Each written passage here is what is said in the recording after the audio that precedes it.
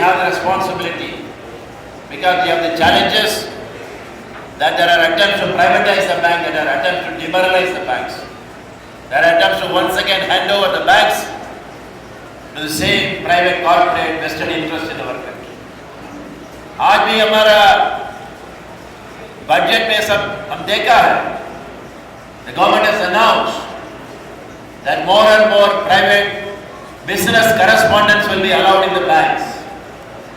More and more non-banking finance companies will be allowed in our banks. More and more private bank branches will be opened in the rural areas in our country. This is what the government wants to do in the present budget.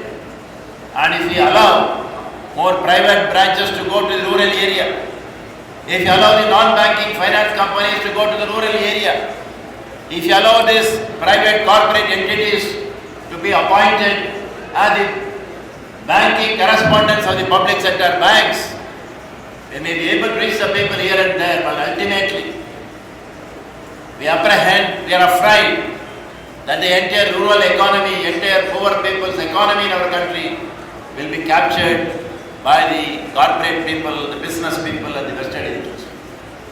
That is why we want to save the public sector banks. That is why we want to strengthen the public sector banks.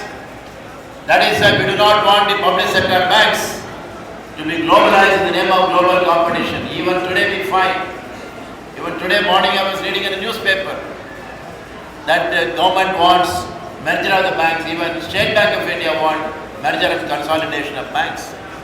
But I know even in State Bank of India, in which Government Yogi has been working all these years for 38 years. It is one of the wonderful banks in our country.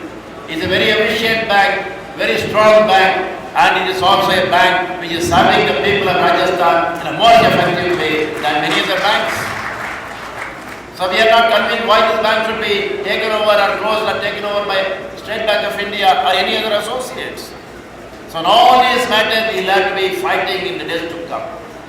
And already in the All India Bank Employees Association we have decided here that from next month onward we will be taking more and more nationwide campaign.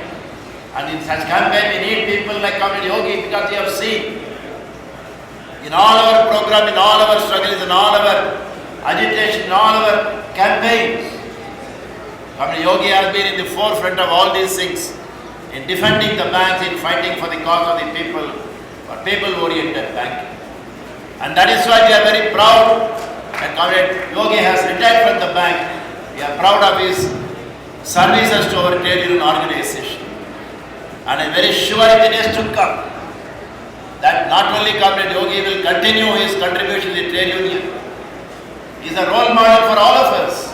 We need more and more people like Govt Yogi in our All India Bank Employees Association.